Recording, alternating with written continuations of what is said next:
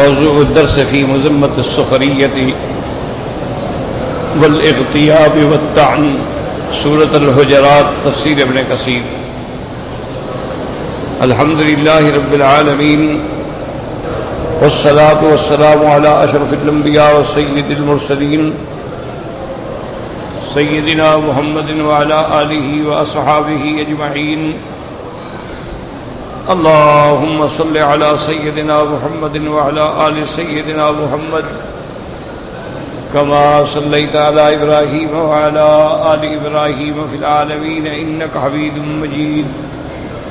أعوذ بالله من الشيطان الرجيم، بسم الله الرحمن الرحيم۔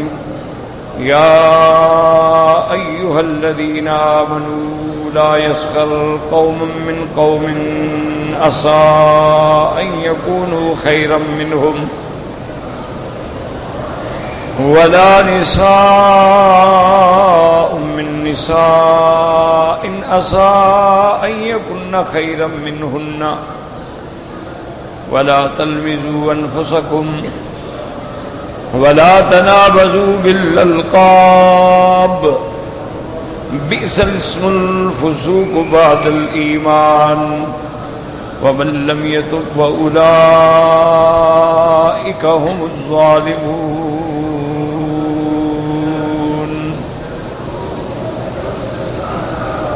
اللہ تبارک و تعالی نے قرآن مقدس کی ان آیات میں ارشاد فرمایا ہے کہ ایمان والو، تم میں سے کوئی مرد کسی مرد پہ، قوم کسی قوم پہ ٹھٹھا نہ کرے۔ ہو سکتا ہے وہ تم سے زیادہ بہتر ہوں۔ ولا نساء من نساء، نہ کوئی عورت کسی عورت سے مذاق اور سخریہ کرے، ہو سکتا ہے وہ ان سے زیادہ بہتر ہوں۔ ولا تلمزوا انفسکم، اور نہ عیب جوئی کرو اپنے نفسوں کی۔ ولا تنابزوا بالالقاب، اور نہ کسی کو برے القاب سے پکارو۔ بہت برا نام ہے ایمان کے بعد ایمان سے نکل جانے کا۔ وَمَن لَّمْ يَتُبْ، جس شخص نے توبہ نہ کی ان افعال سیئہ سے، فَأُولَئِكَ هُمُ الظَّالِمُونَ، وہی لوگ ہیں جو اپنے جانوں پہ ظلم کرتے ہیں۔ تو اب اس میں اللہ نے مزید آداب سکھلائے،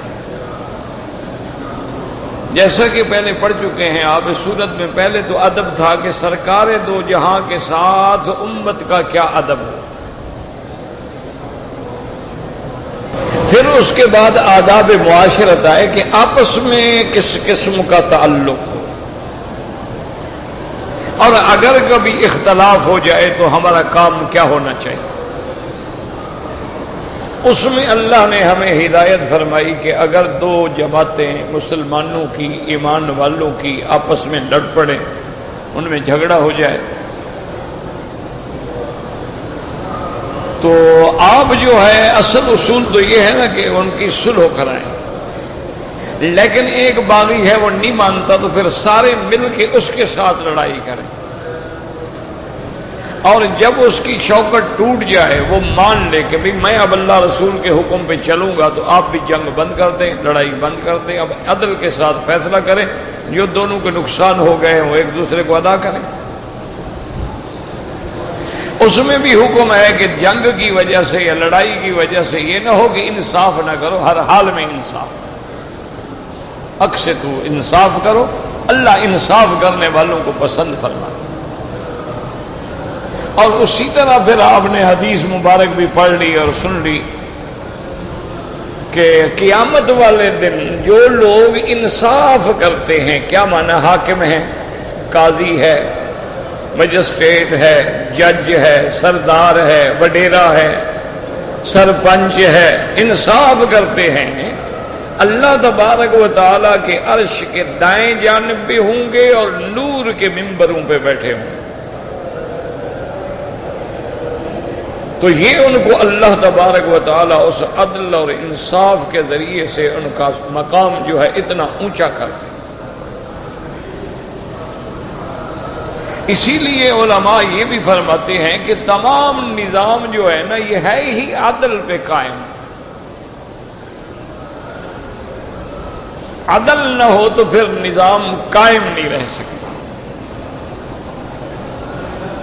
اسی لیے اس بزرگوں نے، علماء نے، اہل اللہ نے فرمایا ہے کہ حکومتیں جو ہیں وہ کفر سے تو قائم رہ سکتی ہیں لیکن ظلم سے قائم نہیں رہتی ہیں، ایک دن مٹ جاتی ہیں. کافر ہیں، ٹھیک ہے، کافر ہیں، قیامت میں سزا بھگتیں گے، ان کی حکومتیں چلتی رہتی ہیں. لیکن جب ظلم ہوتا ہے تو وہ اللہ کو پسند نہیں ہے، پر ظلم کا انجام یہ ہے کہ ظلم مٹ جاتا.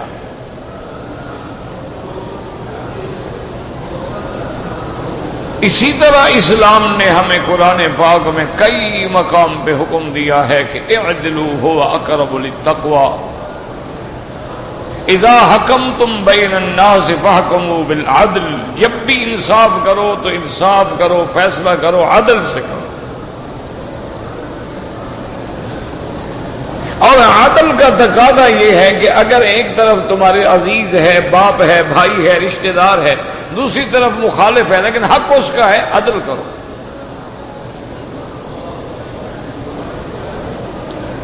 بڑا مشہور واقعہ ہے کہ سیدنا علی رضی اللہ تعالی عنہ کے زمانے خلافت میں ایک قاضی تھے جن کا نام قاضی شریح تھا رحمت اللہ علیہ. ان کی عدالت میں سیدنا علی رضی اللہ تعالی عنہ نے استغاثہ دائر کیا کہ میری زرہ ہے، پہلے زرہ پہنی جاتی تھی تیر تلوار سے بچنے کے لیے، لوہے کے کڑوں کی زرہ بنا کے پہن لیتے تھے قمیص کی طرح یا جیکٹ سمجھ لیں. جیسے آج کل بھی اس قسم کی جیکٹیں بنتی ہیں جو فائر پروف ہوتی ہیں، یعنی گولی اثر نہیں کرتی. تو حضرت سیدنا علی رضی اللہ تعالی عنہ نے مقدمہ دائر کیا کہ فلاں یہودی کے پاس جو ہے نا زرہ میری ہے اور وہ ناحق مدعی ہے. قاضی نے دونوں کو طلب فرما لیا اور حضرت علی سے قاضی نے کہا کہ حضرت علی سے کہ آپ کے پاس گواہ کیا ہے، چونکہ آپ مدعی ہیں اور اسلام یہ کہتا ہے کہ جو دعویٰ کرے وہ ثابت کرے.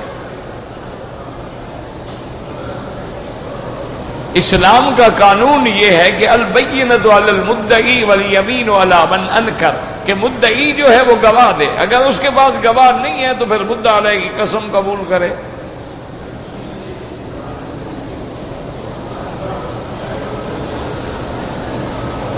تو قاضی صاحب نے حضرت علی رضی اللہ تعالی عنہ سے بھی گواہ طلب کیا کہ جناب آپ کا دعویٰ ہے تو گواہ لائے. انہوں نے فرمایا میرا بیٹا حضرت حسن جانتے ہیں کہ یہ زرہ میری ہے. قاضی نے کہا حضرت وہ آپ کا بیٹا ہے، میں بیٹے کی شہادت نہیں قبول کرتا، بیٹا باپ کے خلاف کیسے گواہی دے سکتا ہے. حالانکہ قاضی کو پتہ ہے کہ حضرت علی بھی سچ بولنے والا بندہ، حضرت حسن بھی سچ بول رہے، لیکن قانون قانون ہے. انہوں نے کہا جناب بیٹے کی شہادت میں نہیں قبول کرتا. انہوں نے فرمایا پھر میرا غلام ہے کمبر جس کا نام ہے، اس کو بھی پتہ ہے، چونکہ ان چیزوں کا پتہ دیکھیں نا یا ملازم کو ہوگا یا اولاد کو ہوگا. اب باہر کے لوگوں کو کیا پتہ ہے کہ جناب یہ گھڑی کس کی ہے،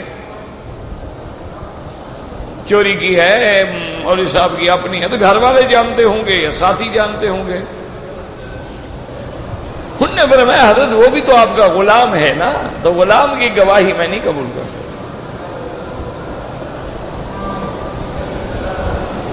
آپ نے فرمایا پھر میرے پاس اور کوئی گواہ نہیں. انہوں نے کہا پھر ایک حل ہے کہ اب آپ وہ قسم اٹھاتا ہے آپ قبول کریں. حضرت علی ہنس پڑے. انہوں نے کہا قاضی صاحب جو لوگ خدا رسول کو بھی نہیں مانتے ان کی قسم کا کوئی اعتبار ہے؟ یہ یہودی ہے، یہ مکار و عیار غدار قوم ہے، ان کے لیے قسم کھا لینا کون سی بڑی بات ہے؟ جو لوگ اللہ پر بھی جھوٹ بولتے ہیں، اللہ کے نبی پر بھی جھوٹ بولتے ہیں، تورات پر بھی جھوٹ بولتے ہیں، ان کے لیے قسم اور میں قاعدہ یہ ہے، جھوٹے ہیں سچے ہیں، یہ قسم کھائے گا آپ کو ماننی ہوگی۔ حضرت نے فرمایا حضرت قسم دینے کی ضرورت نہیں ہے، وہ ٹھیک ہے میں دعویٰ واپس لیتا ہوں، آپ ذرا اس کو دے دیں اور کیا، بات ختم۔ اب ایسا یہودی کی قسم کا کیا اعتبار ہے کہ میں ایسے قسم لوں؟ تو فیصلہ حضرت علی کے حق ہونے کے باوجود بھی خلاف ہو گیا، گواہ نہیں ہے، کورٹ تو گواہی پہ فیصلہ کرے گی نا۔ لیکن حضرت علی رضی اللہ تعالی عنہ جب کورٹ سے باہر نکلے تو کہا الحمدللہ، اللہ تیرا شکر ہے کہ میرے زمانے خلافت میں بھی ایسے قاضی اور جج موجود ہیں جو خلیفے کو بھی ایک بندہ سمجھتے ہیں، یہ نہیں سمجھتے کہ وہ تو خلیفہ ہے، بادشاہ ہے، ہمیں نوکری سے ہٹا دے گا، ہمیں ججی سے ہٹا دے گا، نکال دے گا، ہم ان کے حق میں فیصلہ کریں گے، مجھے بھی ایک انسان سمجھتے ہیں۔ تیرا بہت بڑا شکر ہے کہ ایسے عدالت کرنے والے جج ابھی میرے زمانے میں موجود ہیں۔ ابھی وہ لوگ کھڑے تھے، باتیں ہو رہی تھیں، وہ یہودی جلدی سے کورٹ میں گیا، اس نے کہا قاضی صاحب بات یہ ہے کہ یہ زرہ حضرت علی کی ہے، میں تو دیکھنا چاہتا تھا کہ اسلام میں کتنا عدل ہے، میں نے جھوٹ بولا ہے کہ زرہ میری ہے، یہ زرہ لے اور حضرت علی کو دے دے، میں تو صرف دیکھنا چاہتا تھا کہ اسلام میں عدل ہے کہ نہیں، اسلام ایک یہودی کے خلاف فیصلہ کرتا ہے یا اپنے خلیفے کے خلاف فیصلہ کرتا ہے؟ تو اسی لیے حکم ہے کہ تمام نظام جو ہے وہ عدل پہ ہے۔ اللہ نے قرآن میں وَأَقِيمُوا الْوَزْنَ بِالْقِسْطِ وَلَا تُخْسِرُوا الْمِيزَانَ،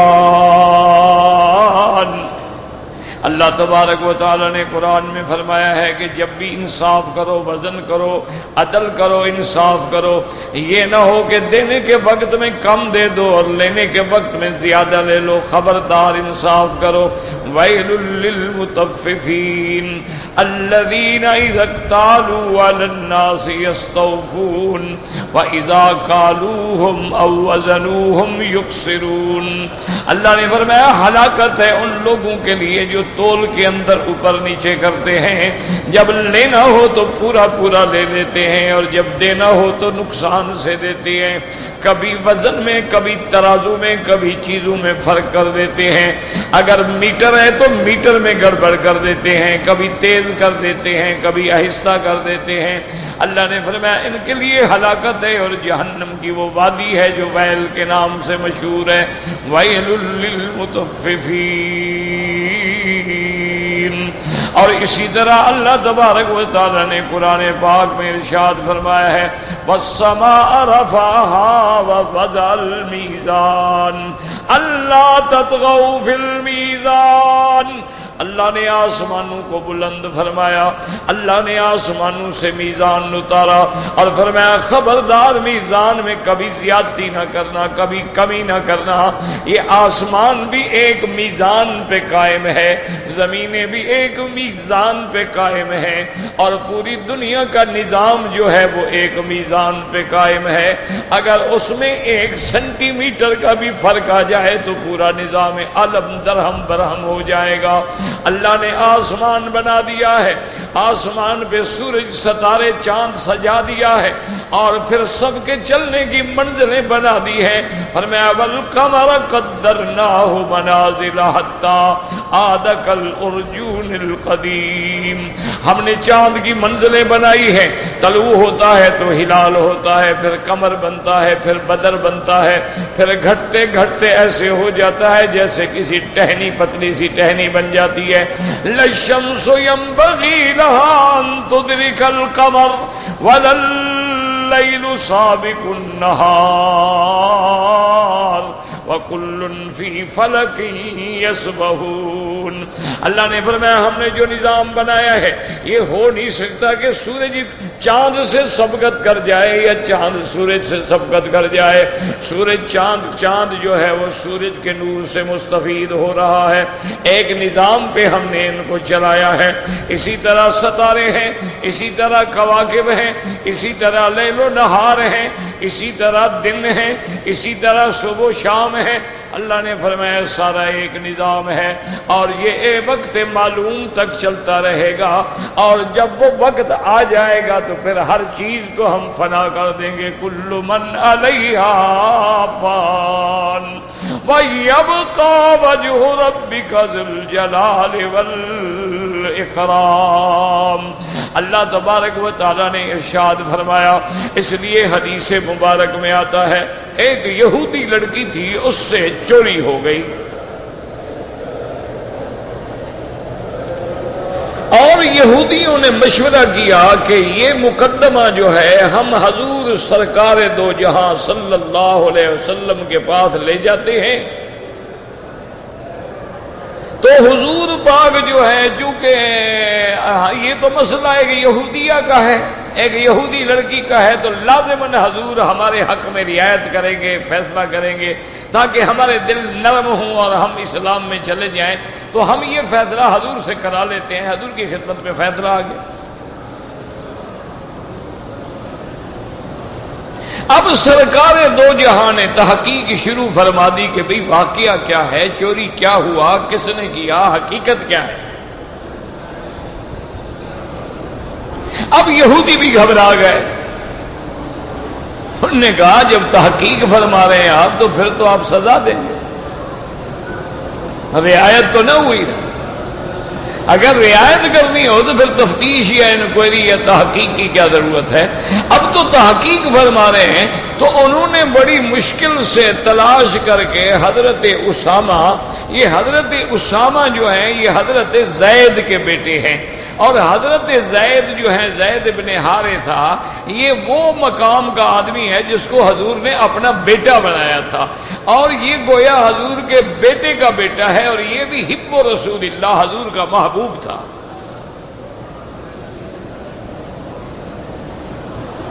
یہ چھوٹا بچہ تھا تو بی بی عائشہ فرماتی ہیں کہ اس کے ناک میں کبھی بلغم آ جاتا، کبھی یہ آ جاتا، تو میں صاف کروں تو نہیں چھوڑ دو میں صاف کروں گا۔ تو اس کا یعنی چہرہ حضور صاف پر اتنا محبوب تھا حضور کا کہ اسامہ تو حب رسول اللہ ہے۔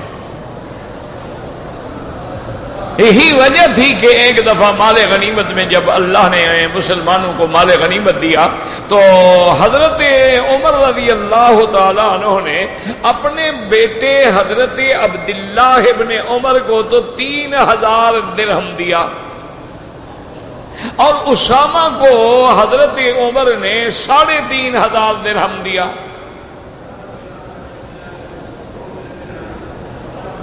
تو حضرت عبداللہ کو بیٹے کو یہ بات ناگوار گزری، تو اس نے آگے عرض کیا کہ یا امیر المومنین، آپ نے یہ کیسا انصاف کیا ہے؟ میں جہاد میں یا جنگوں میں کوئی اسامہ سے پیچھے رہ گیا ہوں؟ ہر جنگ میں جس انداز میں بہادری سے میں نے جنگ لڑی ہے اسامہ نے نہیں لڑی ہے، اس کو 3500 ملے اور مجھے 3000 ملے، یہ کیا وجہ ہے؟ آپ نے فرمایا بات سنو، اسامہ وہ شخص ہے جو تم سے زیادہ حضور کو محبوب تھا، اور اس کا باپ وہ بندہ ہے جو تیرے باپ سے زیادہ حضور کو محبوب تھا۔ میں نے تو محمد مدنی کی محبت کی وجہ سے ان کو زیادہ دیا ہے کہ ان کے ساتھ حضور کی محبت تھی، وہ محبت وہ مقام تمہارا نہیں تھا۔ اب حضرت عبداللہ ابن عمر خاموش ہو گئے، انہوں نے کہا ہاں بات تو ٹھیک ہے۔ تو اب یہودی بڑی تیز قوم ہے، بڑی مکار قوم ہے، ان کو ضرورت ہو نا یہ ہر کسی کو باپ بنا لیتے ہیں، ایک منٹ بھی نہیں لگاتے، باپ بنا لیں گے، لڑکیاں دے دیں گے۔ تو ان کی یہ عادت ہے، ان کا یہ طریقہ کار ہے۔ اسی طرح تو انہوں نے پوری دنیا کو اپنے قبضے میں کیا ہے نا۔ پوری دنیا میں جہاں کوئی جینیس ہوگا نا جی، فوراً یہودی اس کو خرید لیں گے۔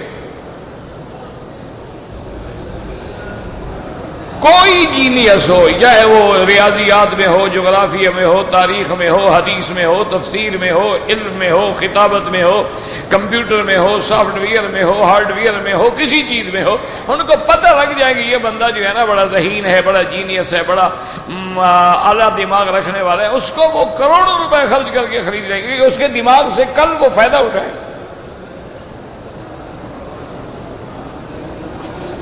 ہم تو ڈھونڈ ڈھونڈ کے ملازم رکھتے ہیں نا، نوکر رکھنا ہو نا رقبے پہ تو جو سب سے کم تنخواہ لے گا ہم وہ رکھیں گے۔ فیکٹری میں مینیجر رکھنا ہو جو سب سے کم تنخواہ لے گا ہم ڈھونڈ ڈھونڈ کے اس کو لے آئیں گے کہ یار دیکھو ایک آدمی 30,000 تنخواہ مانگتا ہے، یہ 10,000 روپے کام کرے تو 20,000 روپے مہینے کا فائدہ ہے نا ہمیں، کیا بے وقوفی ہے کہ ہم 30,000 والا رکھیں؟ لیکن انشاءاللہ وہ 10,000 والا تیرا بٹھا بٹھا دے گا۔ کیوں؟ اس کی لیاقت اتنی ہے، صلاحیت اتنی ہے، قابلیت اتنی ہے، وہ کام اتنی کرے گا بیچارہ۔ میرے اپنے دوست تھے، اللہ عالم اب ہیں یا نہیں ہیں، ریاض میں ہوتے تھے، ایک بڑی کمپنی تھی، اس میں وہ ملازم تھے۔ میں گیا، مجھے ملنے کے لیے آئے، اتفاق سے باتیں چل پڑی۔ میں نے کہا بھئی آپ کا کیا حال ہے؟ انہوں نے کہا جی تمہارے یہ عربی لوگ جو ہے نا، یہ سعودی بادشاہ جو ہے نا، ہمیں سمجھ نہیں آتے۔ میں نے کہا کیا بات ہے؟ انہوں نے کہا ہمارا پہلا جو مینیجر تھا نا وہ انڈین تھا، وہ لائے تھے اس کو 25,000 ریال مہینے پہ، وہ چلا گیا۔ اس کے بعد ایک پاکستانی انجینئر کو لے آئے، اپنا مینیجر کو لے آئے، تو اس کو لے آئے 30,000 روپے مہینے پہ۔ اس نے بھی 2 سال کام کیا، وہ چلا گیا۔ اب یہ باہر سے کوئی انگریز لے کے آئے ہیں، اس کو تنخواہ دیتے ہیں 60,000 ریال۔ 60,000 ریال تنخواہ دیتے ہیں اور ایک ڈیکوریٹڈ ولا اس کو دیا ہے، اور ہر سال 0 میٹر امریکن گاڑی اس کو دیں گے، ایک مالی، ایک کوک دیں گے، اور اس کے ڈپٹی جو ہے وہ صرف 8 گھنٹے کرے گا، اور جب تک یہ سارے ولے شلے سیٹ نہیں ہو جاتے، ڈیکوریٹ نہیں ہو جاتے، وہ 5 اسٹار ہوٹل میں بیٹھا ہوا ہے۔ کہتے دیکھو ان بادشاہ ہیں نا، ان کا دماغ خراب ہے کہ نہیں؟ جو کام 25,000 30,000 پہ چل رہا تھا 60,000 بھی دو، اور جناب کم از کم بنگلہ جو ہے اس کا کم از کم 1,00,000 1.5 لاکھ کرایہ اس کا ہو گیا، ہر سال نئی کار بھی دو گے۔ اچھا نہیں عجیب بے وقوف ہے؟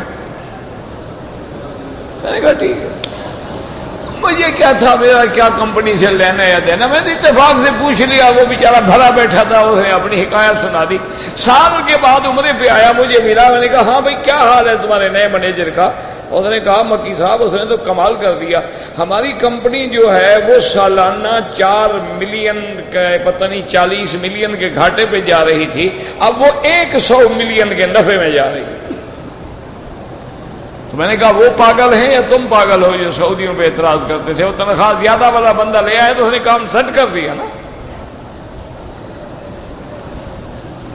جب کام سیٹ ہو گیا، کمپنی کی ساکھ بن گئی، اب باہر سے بھی آرڈر ملنے لگ گیا، مال ملنے لگ گیا۔ تو یہ قاعدہ ہوتا ہے، یہودی بڑا یار ہے، بڑا مکار ہے۔ پوری دنیا پہ اس وقت آپ کا جو لیور آف اکانومی ہے نا، ان کے ہاتھ میں ہے، جہاں چاہے گھٹا دیں، جہاں چاہے مار دیں۔ اب جنگوں کی کوئی ضرورت نہیں ہے، اب تو پاگل لوگ ہیں جو جنگ لڑتے ہیں، جو دھماکے کرتے ہیں، تو بے وقوف ہیں۔ اب تو عقل کی جنگ ہے،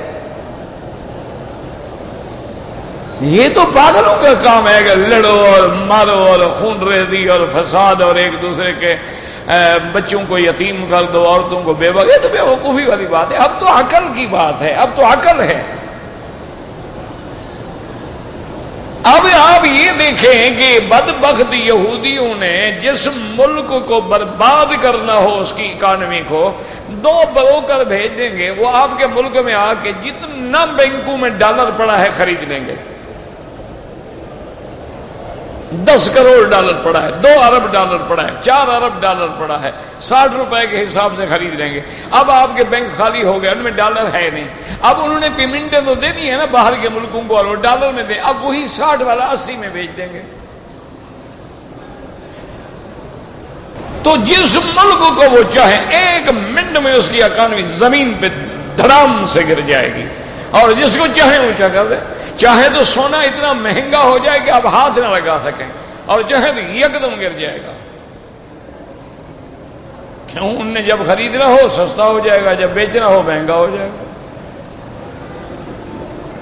دماغ ہے نا ان کا، وہ ہماری طرح تھوڑے ہیں کہ ٹکرے مارو اور لڑائی کرو اور جھگڑے کرو۔ 1400 سال ہو گئے، ابھی تک ہم نماز پہ لڑ رہے ہیں کہ آمین زور سے کہو یا آہستہ کہو۔ اور بھائی دونوں کی نماز ہو جاتی ہے، لڑنے کی ضرورت کیا ہے؟ سینے پہ ہاتھ باندھو یا ناف کے نیچے باندھو، بابا اللہ کے بندے دونوں کی نماز ہو جاتی ہے، لڑنے کی کیا ضرورت ہے؟ کیوں دشمن کو ہنساتے ہو؟ وہ کہتے ہیں 1400 سال سے مولوی نماز کا فیصلہ نہیں کر سکے ہیں تو ہم کیا کریں؟ کہتے ہیں 1400 سال ہو گئے ان کے تو ابھی تک نماز کے جھگڑے ختم نہیں ہوئے، یہ تو ابھی تک اس جھگڑے میں ہے کہ ان کا نبی جو ہے انسان تھا یا نور تھا، یہ تو اپنے نبی کی جنس کا فیصلہ نہیں کر سکے، ہم کون سے نبی کا کلمہ پڑھیں، نور والے کا، بشر والے کا؟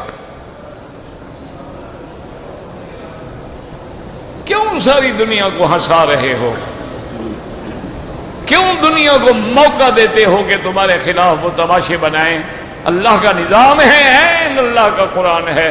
اسی لیے دیکھ لو آج بھی کافر ہے، انگریز ہے، فرنچ ہے، جرمن ہے، جب قرآن کا مطالعہ کرتا ہے فوراً مسلمان ہو جاتا ہے، اور جب وہ ہمارے اعمال کو دیکھتا ہے تو نفرت کر کے بھاگ جاتا ہے۔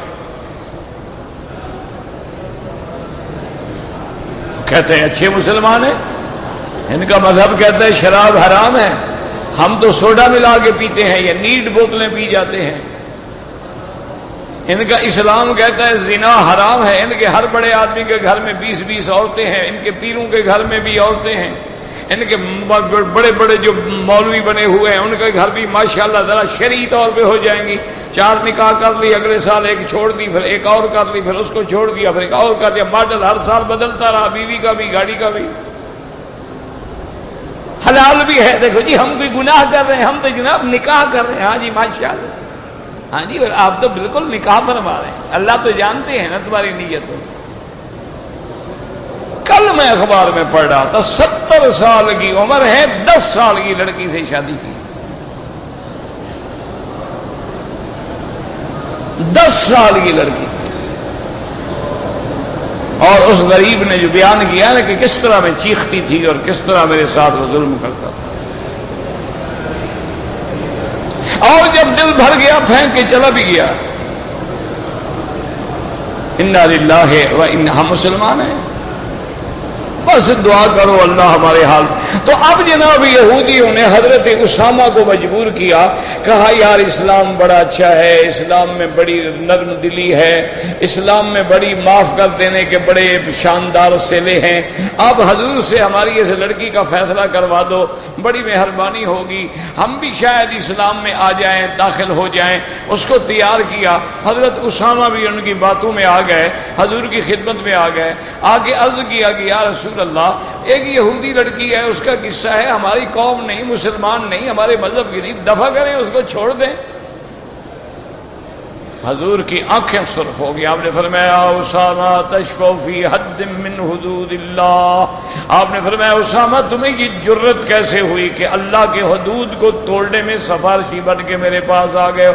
خبردار، لو ان فاطمہ بنت محمد سرقت اعاذہ اللہ لقطعت یدہا، آپ نے فرمایا مجھے اللہ کی قسم ہے کہ یہ تو فاطمہ یہودیہ ہے، اگر فاطمہ میری بیٹی بھی چوری کرے تو محمد ہاتھ کاٹ دے گا۔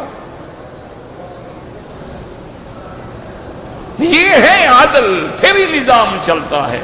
جب تک اسلام میں عدل تھا، پورے عالم میں اسلام کا ڈنکا بجتا تھا، پورے عالم میں اسلام غالب تھا، یہودی بھی تیرا محتاج تھا، نصرانی بھی تیرا محتاج تھا، ہندو بھی تیرا محتاج تھا، اور ہندو جو ہے وہ ہمارے مسلمانوں کو دیوتا مانتے تھے، وہ ان کو پوجتے تھے، سمجھتے تھے کہ محمد ابن قاسم جو ہے دیوتا ہے، صلاح الدین ایوبی جو ہے دیوتا ہے، سلطان محمود غزنوی جو ہے دیوتا ہے، ٹیپو سلطان جو ہے دیوتا ہے، رضیہ سلطانہ جو ہے وہ دیوی ہے۔ وجہ کیا ہے؟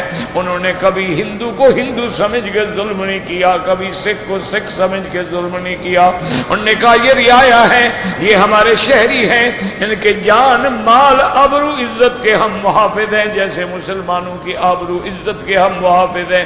انہوں نے کبھی ان کی عبادت میں دخل نہیں دیا، انہوں نے کبھی ان کے مذہبی پرسنل لا پہ دخل نہیں دیا، انہوں نے کبھی ان کے مندروں پہ دخل نہیں دیا، بلکہ حکم دیا کہ کسی مندر کو نہ گرایا جائے، کسی پادری کو نہ مارا جائے، کسی عورت کو نہ مارا جائے، کسی بچے کو نہ قتل کیا جائے، اور کسی ضعیف کو نہ قتل کیا جائے۔ اور میرے مدنی پاک نے تو جب حقلہ کے حرم میں داخل ہوئے، وہ دشمن جنہوں نے حضور کے راستے میں کانٹے بچھائے تھے، جنہوں نے سرکار دو عالم کی گردن مبارک پہ جانوروں کے مردہ اوج رکھ دیے تھے، جنہوں نے حضور کے گلے میں کپڑے ڈالے تھے، صحابہ کہہ رہے ہیں لا قریش بعد الیوم، لا قریش بعد الیوم۔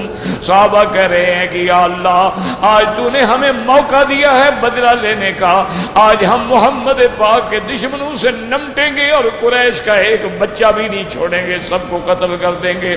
حضور صلی اللہ علیہ وسلم جب مکے کے قریب آ جاتے ہیں، آپ اپنی فوجوں کو تقسیم کر دیتے ہیں۔ آپ نے میمنہ بنایا، میسرہ بنایا اور مقدمہ بنایا، ایک فوج کو دائیں طرف بھیجا، ایک کو بائیں طرف بھیجا، اور خود سامنے کی طرف سے حرم میں تشریف لے آنے کے لیے تیار ہوئے، تاکہ وہ فوجیں بھی کراس کر کے ہر طرف سے، تاکہ ہم پورے انداز میں حصار میں لے لیں کافروں کو۔ لیکن جب میرے مدنی حرم کے قریب آئے، فرمایا مکے والوں، میرے صحابہ سن لو، من دخل الحرم، من دخل المسجد الحرام فلہ امان، جو بندہ دوڑ کے مسجد میں داخل ہو جائے اس کو امان۔ من دخل دار ابی سفیان فلہ امان، جو میرے چچا ابو سفیان کے گھر میں داخل ہو جائے اس کو امان۔ من القى السلاح فلہ امان، جو اپنی تلوار پھینک دے اس کو امان۔ من اغلق بابہ فلہ امان، جو اپنے گھر کا دروازہ بند کر دے اس کو امان۔ عورت کو امان، بچے کو امان، ان کے مذہبی لوگوں کو امان۔ صحابہ کہتے ہیں سارے مکے میں امان امان ہو گئی، کوئی بندہ بھی نہیں مارا گیا، سب کو حضور نے امان دے دی، بات ہی ختم ہو گئی۔ صرف جنگ ہوئی ہے حضرت خالد اور حضرت اکرمہ کے ساتھ، اور کسی جگہ جنگ نہیں ہوئی، اور وہ جنگ ہوئی ہے شیب عامر کی طرف۔ جب آپ جاتے ہیں، جب پہاڑی سے چڑھ کے آپ اترتے ہیں، اسی کا جگہ کا نام ہے خندمہ، اسی جگہ پہ حضرت خالد اور اکرمہ کا ٹکراؤ ہوا ہے، وہاں کچھ بندے مارے گئے، اکرمہ جنگ سے بھاگ گیا، تو وہی عربی مثال دیتے تھے کہ ھذا موضع خندمہ الذی فر منھا اکرمہ، یہ وہ خندمہ ہے جہاں سے اکرمہ بھاگ گیا۔ سارے مکے میں امان امان امان ہو گئی، یہ ہے اسلام۔ ایک ہمارا اسلام ہے ماشاءاللہ کہ ہر پارٹی الگ ہے، پارٹی کا جھنڈا الگ ہے، پگڑی الگ ہے، رنگ الگ ہے، کرتا الگ ہے، واسکٹ الگ ہے، مسجد الگ ہے، یہ ہمارا اسلام۔ انا للہ و انا الیہ راجعون۔ یاد رکھو اس لیے حکم تھا کہ عدل کرو، انصاف کرو۔ اب اللہ حکم دیتی ہے یا ایھا الذین آمنوا لا یسخر قوم من قوم۔ یاد رکھو قوم کا لفظ یہاں اطلاق ہے رجال پہ، مردوں پہ، اور کبھی قوم کا لفظ جو ہے اس کے اندر عورتیں بھی تابع ہوتی ہیں، جیسے کہ اللہ پاک فرماتے ہیں وَإِلَىٰ عَادٍ أَخَاهُمْ هُودًا قَالَ يَا قَوْمِ اعْبُدُوا اللَّهَ وَإِلَىٰ ثَمُودَ أَخَاهُمْ صَالِحًا قَالَ يَا قَوْمِ اعْبُدُوا اللَّهَ۔ حضرت صالح علیہ السلام نے دعوت دی کہ یا قوم یا قوم یا قوم، تو وہاں مرد بھی مراد ہیں، عورتیں بھی مراد ہیں، چونکہ آپ نے تو سب کو اسلام کی دعوت دی ہے۔ جیسے جنہوں نے دعوت دی یا قومنا انا سمعنا کتابا انزل من بعد موسیٰ مصدقا لما بین یدیہ یہدی الی الحق والی طریق مستقیم یا قومنا اجیبوا داعی اللہ۔ تو اب سمجھیں قوم کے اندر مرد عورت دونوں بھی شامل ہوتے ہیں، لیکن یہاں قوم سے مراد صرف مرد ہیں۔ اس کی وجہ یہ ہے کہ آگے اللہ نے عورتوں کا الگ ذکر کر دیا ہے، اگر ان کا ذکر نہ ہوتا تو وہ بھی قوم میں آ جاتی، لیکن جب ان کا ذکر الگ کیا گیا تو معلوم ہوا کہ یہاں پر قوم سے مراد جو ہے وہ رجال ہیں، اور اللہ نے قوم کو مقدم کیا ہے، مردوں کو مقدم کیا، عورتوں کو مؤخر کیا۔ وجہ کیا ہے کہ زیادہ تر لڑائی کے اسباب مردوں میں ہوتے ہیں، عورتوں میں کم ہوتے ہیں، لہذا جن میں زیادہ تھے ان کا ذکر اللہ نے مقدم کر دیا۔ اسی لیے قرآن پہ نظر ڈالیں، اللہ فرماتے السارق والسارقۃ فاقطعوا ایدیہما جزاء بما کسبا نکالا من اللہ، چور مرد ہو یا عورت ہو ان کے ہاتھ کاٹے جائیں گے، لیکن اللہ نے مرد کو مقدم کیا، عورت کو مؤخر کیا۔ السارق والسارقۃ، مرد چور یا عورت چور، عورت کو مؤخر کیا۔ وجہ کیا ہے کہ چور زیادہ تر مرد ہوتے ہیں، عورتیں چور ہوتی ہیں لیکن 1% ہوں گی، 2% ہوں گی، لیکن زیادہ تر چوری میں مرد ہوتا ہے، تو مرد کو مقدم کیا۔ اچھا دوسری جگہ دیکھیں، الزانیۃ والزانی فاجلدوا کل واحد منہما 100 جلدہ، اللہ نے فرمایا زنا کرنے والی عورت یا زنا کرنے والا مرد، وہاں اللہ نے عورت کو مقدم کیا، اشارہ کیا کہ زنا کا زیادہ تر سبب عورت بنتی ہے۔ یہ بن سنور کے نکلتی ہیں تو پھر پروانے گرتے ہیں نا، شمع نہ جلے تو پروانے کہاں سے آئے جناب؟ یہ اسی لیے تو ناز انداز کے لیے بن سنور کے مقام پہ باہر آتی ہیں تاکہ کوئی دیکھے، نہ دیکھے تو پھر دکھانے کے لیے اپنے پوز کرتی ہیں، اپنے فگر نمایاں کرتی ہیں تاکہ سب کی نظر پڑے۔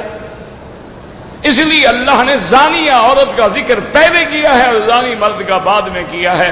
اس لیے یہاں بھی اللہ نے قوم کا ذکر پہلے کیا، فرمایا یا ایھا الذین آمنوا لا یسخر قوم من قوم عسى ان یکونوا خیرا منہم ولا نساء من نساء عسى ان یکن خیرا منہن۔ اللہ نے فرمایا ایمان والو، سخریہ کا کیا معنی؟ مذاق کرنا۔ سخریہ کا معنی دوسرے کو حقارت کے انداز میں بات کرنا۔ چھوڑو یار، کون تم ہمارے ساتھ بات کرتے ہو؟ چمار کے بچے، تم کون ہو؟ پاولی ہو؟ تم کون ہو؟ تم تو شودر ہو، دلت ہو، حقیر قوم کے، ہم پنڈت برہمن کھتری ہیں۔ یہ احتکار جو ہے نا، خبردار ایسا نہ کرو، کیا پتا جس کو تم حقیر سمجھ رہے ہو وہ اللہ کے ہاں زیادہ شان والا ہو۔ حدیث پاک میں آتا ہے رب رجل اشعث اغبر، بعض آدمی ایسے ہوتے ہیں جن کے چہرے پہ مٹی ہوتی ہے، بال کھلے ہوتے ہیں، بالوں میں بھی مٹیاں پڑی ہوتی ہیں، مجذوب بیچارے پھر رہے ہوتے ہیں۔ اگر وہ کسی سے رشتہ مانگے تو کوئی نہ دے، کسی سے بات کرے تو بات کوئی نہ سنے، لیکن ان کا اللہ کے ہاں اتنا بڑا مقام ہوتا ہے، لو اقسم علی اللہ لابرہ، اگر وہ اللہ کی قسم کھا کے کوئی بات کہہ بیٹھے، اللہ کہتا ہے میرے بندے کی بات پوری کرو۔ تم جنہیں حقیر سمجھتے ہو نا، ان کے اندر بڑی چیزیں پھنسی ہوتی ہیں۔ اسی لیے شیخ سعدی رحمت اللہ علیہ مثالوں سے سمجھاتے ہیں، وہ کہتے ہیں گما مبر کے بیشا خالص، شاید کے پلنگ خفتہ باشد، ان فقیروں کو، طالبوں کو، غریبوں سب کو حقیر نہ سمجھا کرو، پتہ نہیں ان کے اندر بھی کوئی شیر چھپا پڑا ہو۔ تم جنگل کو خالی نہ سمجھنا، کبھی کبھی جنگل میں شیر بھی ہوتا ہے۔ اس لیے شیخ سعدی فرماتے ہیں تمہارا کام ہے کہ دانے ڈالتے رہو، تمہارا کام ہے کہ چوگ ڈالتے رہو، تمہارا کام ہے کہ روٹیاں بکھیر بکھیر کے چڑیوں کو کھلاتے رہو۔ کبھی کبھی باز بھی آ جاتا ہے، ہمیشہ تو چڑیاں نہیں آئیں گی۔ کیا مانا؟ تم ہر غریب کو دیتے رہو، کبھی کوئی مانگنے والا بھی اللہ سے آ جائے گا، تیری کایا پلٹ جائے گی۔ یہ نہ سمجھا کرو گی یہ کون ہے، نہ نہ نہ، ایک پیسہ بھی ہے دے دو، ایک آنا بھی ہے دے دو، ایک پانی کا گلاس ہے پلا دو، کچھ نہیں کر سکتے ہو ہنس کے بول لو، کچھ نہیں کر سکتے ہو راستہ دکھا دو۔ ان کے اندر کوئی شیر چھپا ہوتا ہے جو تیری دعا کر کے قسمت کو بدل کے رکھ دیتا ہے۔ اس لیے حکم ہے کہ کبھی کسی کی حقیر نہ سمجھو۔ لا یسخر قوم من قوم عسى ان يكونوا خيرا منهم ولا نساء نساء، اور عورتیں عورتوں سے بھی استخار سخریہ نہ کریں، ان کو حقیر نہ سمجھیں. عسیٰ ان یکن خیرا منہن، اچھا یاد کرو کبھی مذاق کے طور پہ ہوتا ہے، کبھی طعن کے طور پہ ہوتا ہے.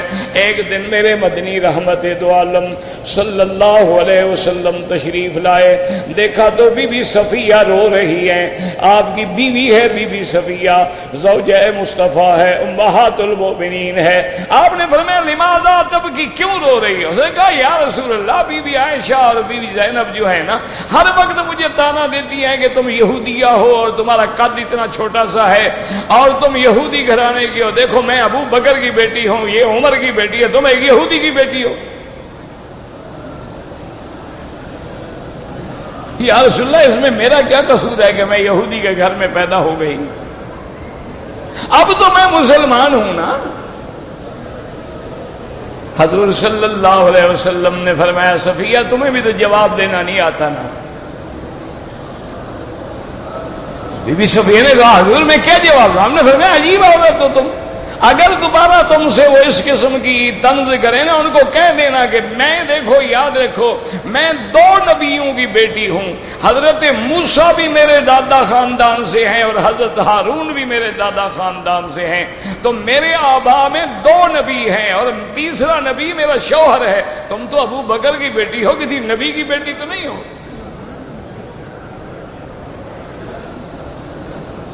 تو حضور صلی اللہ علیہ وسلم نے بتا دیا. اب انہوں نے جناب دوسرے دن چھیڑا، 4 دن کے بعد حضور آئے، دیکھا بی بی عائشہ بی بی زینب رو رہی ہیں. ہم نے فرمایا تم کیوں رو رہے؟ کہ یا رسول اللہ اللہ نے آپ کو دین سکھانے کے لیے بھیجا ہے کہ عورتوں کو جھگڑا سکھانے کے لیے بھی بھیجا ہے؟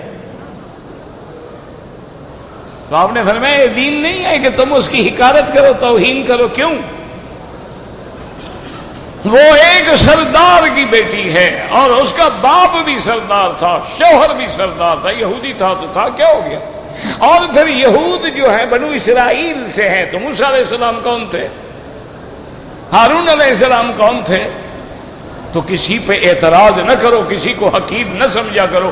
اور اس کے بعد اللہ نے دوسرا حکم دیا، فرمایا وَلَا تَلْمِزُوا أَنفُسَكُمْ، اور نہ کسی کی عیب جوئی کیا کرو. وَلَا تَنَابَزُوا بِالْأَلْقَابِ، اور نہ لوگوں کے برے برے لقب رکھا کرو. یار یہ دیکھو یہ تو بالکل کوئی گدھا نظر آتا ہے، یہ دیکھو یہ تو کوئی ہاتھی ہے، یہ دیکھو یار دیکھو نہیں چوہا ہے، یہ اس قسم کے لقب کیوں؟ اچھا یہ کیوں ذکر ہو رہا ہے کہ پہلے کیا تھا کہ 2 مومنوں میں لڑائی ہو تو سلو کراؤ، جب یہ باتیں کرو گے تو لڑائی ہوگی نا. اب اللہ اس کو روک رہے ہیں، جب یہ ایسی باتیں ہوں گی نہیں تو لڑائی بھی نہیں ہوگی، تو اس فساد کو روکا جا رہا ہے.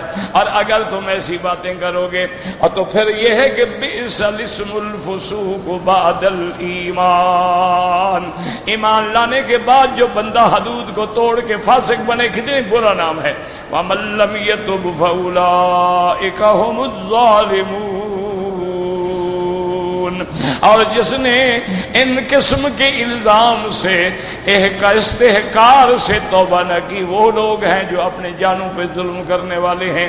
اللہم لا تجعلنا من الظالمین.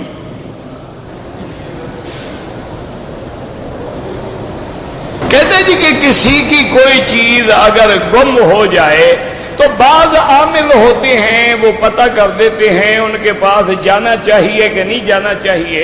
بالکل نہیں جانا چاہیے. اگر ان عاملوں کو پتہ ہوتا تو تھانے بند کر کے ان عاملوں کو بٹھا دو، چور پکڑ کے دے دیا کریں. تم ایسا کرو کہ ایک دن خود عامل کی کوئی چیز اٹھا لو، وہ ڈھونڈ کے دے دے، تمہیں پتہ لگ جائے گا کہ عامل صاحب کے پلڑے میں ہے کیا. یہ سب جھوٹے ہوتے ہیں، ان میں 99% غدار ہوتے ہیں. ایک تمہارا نقصان ہو گیا ان کے پاس چلے گا، جو باقی بچا انشاءاللہ وہ کھا جائے گا. غیب کا علم اللہ کے سوا کوئی نہیں جانتا. جن بھوت آسیب ہیں سورۃ البقرہ پڑھو، اللہ کا قرآن ہے، سورۃ البقرہ پڑھو، پانی پہ دم کر کے پیو، پلاؤ، سارے گھر میں پانی ڈالو، 24 گھنٹے کیسٹ چلتی رہے تیرے گھر میں سورۃ البقرہ کی، 10 دن 12 دن میں دیکھے سب جن بھوت بھاگ جائیں گے. کوئی ضرورت نہیں عامل کے پاس جانے کی.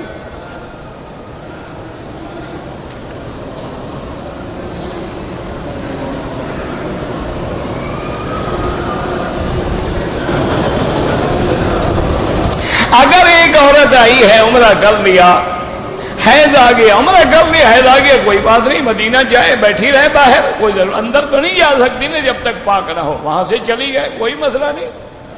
حیض تو اللہ نے لکھا ہے نا عورتوں پہ۔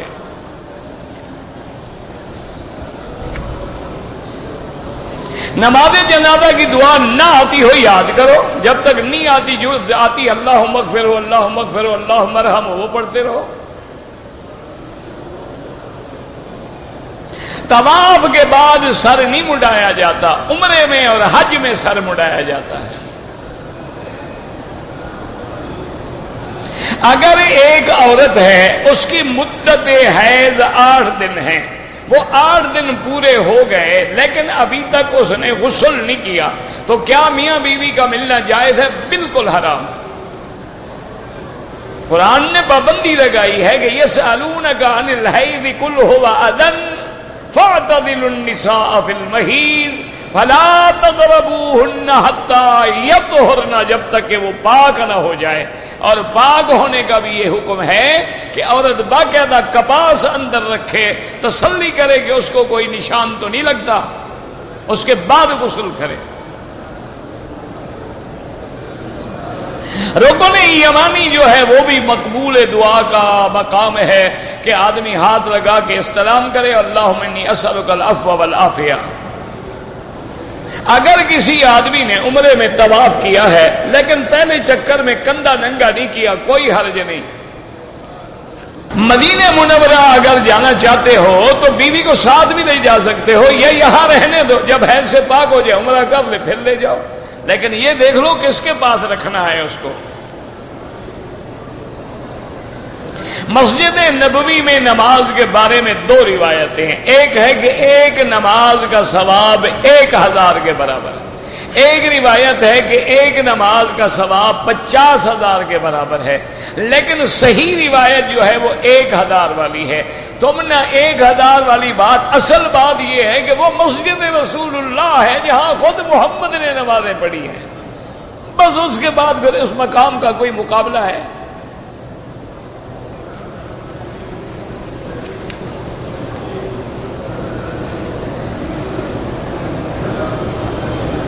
ایک آدمی نے صفا مروہ دوڑنے کے بعد کینچی سے ٹک لگوائے، پھر کپڑے پہن لیے، بعد میں کسی نے سمجھایا تو اس طرح پھروا لیا، کوئی جرمانہ نہیں، یہ 4 دفعہ خود مل کے مسئلہ پوچھ چکا ہے، میں کیا کروں؟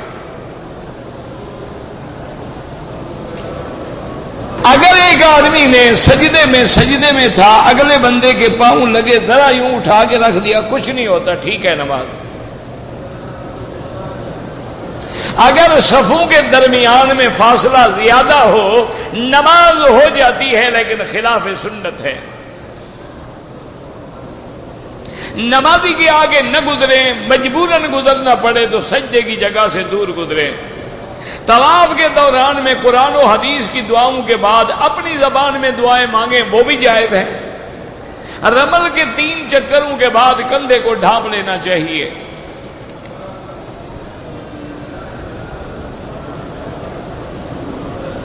اگر ارادہ تھا کہ مسجد عائشہ جائیں گے، نہیں گئے تو نہیں گئے، کوئی بات نہیں۔ جو لوگ درباروں پہ ہیں، مجاور ہیں اور سجدے کرتے ہیں، ان کے پیچھے نماز نہیں ہوتی ہے، وہ تو یعنی بدعت شرکیہ میں مبتلا ہے۔ ایک بدعت ہوتی ہے، صرف ایک وہ بدعت ہے جو مقامی شرک تک لے جاتی ہے۔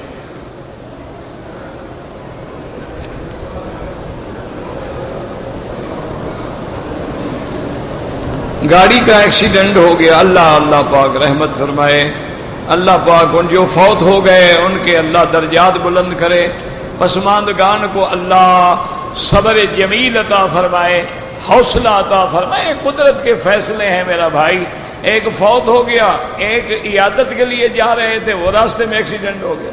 یہاں نہیں دیکھا تھا ہمارے مولانا عبدالحفیظ صاحب کے عزیز ہیں کہ ان کا ایک بھانجا جوان فوت ہو گیا، دوسرا خاندان عیادت کے لیے آ رہے تھے، ان میں 5 بچے زخمی ہوئے، 3 موقع پہ شہید ہو گئے۔ وہ اس کے لیے عیادت کرنے کے لیے آ رہے تھے، ایک ہی خاندان کے۔ انا للہ و انا الیہ راجعون۔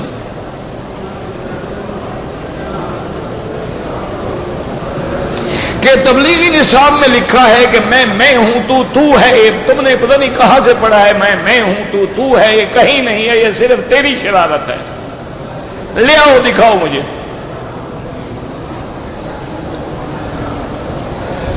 جب تمہیں پڑھنا ہی نہ آتا ہو تو اس کا کیا علاج ہے؟ انا للہ و انا الیہ وابتغوا الیہ الوسیلہ کا معنی یہ تھوڑا کہ وسیلہ پکڑو، وہ تو ہے اعمال صالحہ کرو تاکہ اللہ کا قرب حاصل ہو۔ جاہدوا فی سبیلہ، آگے لکھا ہے اللہ کے راستے میں جہاد کرو، وہ تمہیں بھول گیا، صرف وسیلہ یاد رہ گیا، حلوہ یاد ہے، خون دینا بھول گیا۔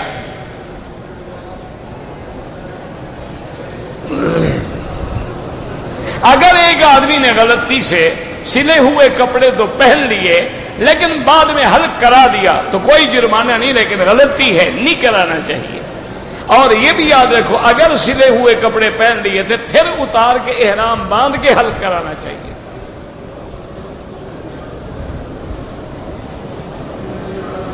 کہتے تھے کہ وصیت میں اگر ایک آدمی لکھے کہ میرے مرنے کے بعد میرا اتنا پیسہ فلاں نیک کام میں لگایا جائے، ہاں 1/3 حصے سے زیادہ وصیت نہیں کر سکتا، یعنی اس سے یہ نہیں کہ سارا مال ہی دے دے، رشتہ دار کیا کریں گے، آدھا دے دینا چاہیے، 1/3۔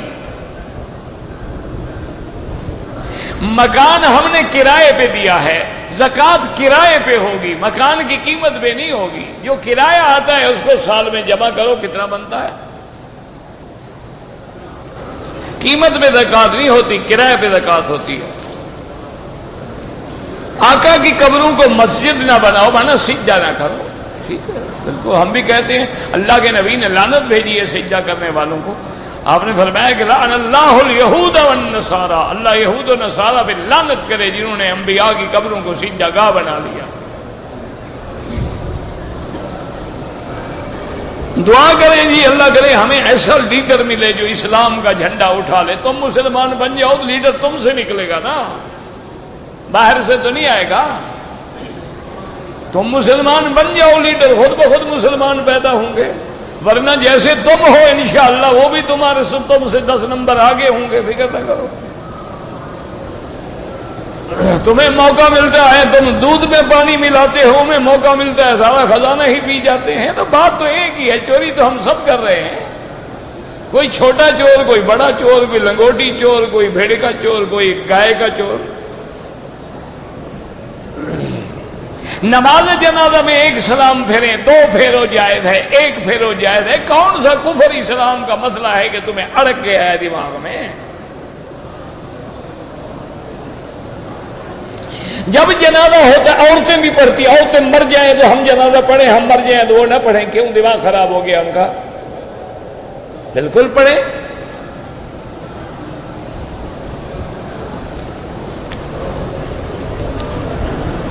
کہتے جی کہ نماز میں تکبیر یہاں آدھی پڑھتے ہیں، دونوں حدیث میں ثابت ہیں، اشہد ان لا الہ الا اللہ، اشہد ان محمد رسول اللہ، یہ بھی ثابت ہے، اشہد ان لا الہ الا اللہ، اشہد ان لا الہ الا اللہ، 2 دفعہ بھی ثابت ہے۔ تو جتنے دفعہ کلمات زیادہ ہوں گے ثواب زیادہ ہوگا۔ حرم میں داخل ہونے کے بعد تحیہ یہ ہے کہ طواف کرو، اگر طواف نہ کر سکو تو پھر 2 رکعت پڑھ کے بیٹھ جاؤ۔ کوئی چیز نقد کم ریٹ پہ ہو اور قسط پہ زیادہ ہو وہ جائز ہے، وہ سود نہیں ہے۔ وہ تو یہ ہے کہ یہ کتاب جی نقد 10 روپے، ادھار پہ 15 روپے، تم نے 15 روپے پہ گویا مجھ سے خرید لی ہے، یہ سود نہیں ہوتا۔ سود تو یہ ہے کہ میں 10 روپے دوں اور کہوں مجھے 15 دو، وہ 5 کس چیز کے عوض ہے؟ وہ وقت کے عوض ہے، یہ تو اس کی قیمت میں نے بڑھا دی ہے۔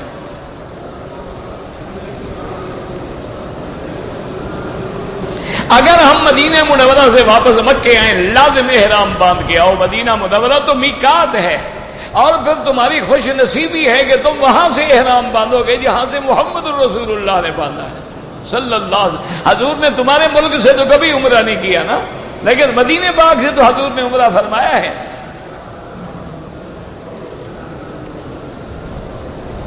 قیام مدینہ پاک میں زیادہ سے زیادہ درود پڑھو، اور افضل درود وہ ہے جو نماز میں پڑھتے ہو، اس کے بعد تلاوت قرآن کرو، زیادہ سے زیادہ ریاض الجنہ میں بیٹھو، نفلیں پڑھو، بس جتنا ہو سکے ادب سے رہو، زبان سے کوئی گندا کلمہ نہ نکلے، زبان سے کوئی بری کلمات نہ نکلے، چلتے پھرتے وضو ہے نہیں ہے درود شریف پڑھو۔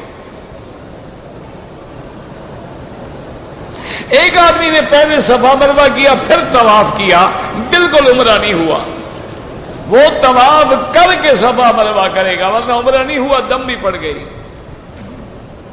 اسٹیٹ لائف انشورنس جو ہے یہ ڈبل حرام ہے، اس میں سود بھی ہوتا ہے، جوا بھی ہوتا ہے۔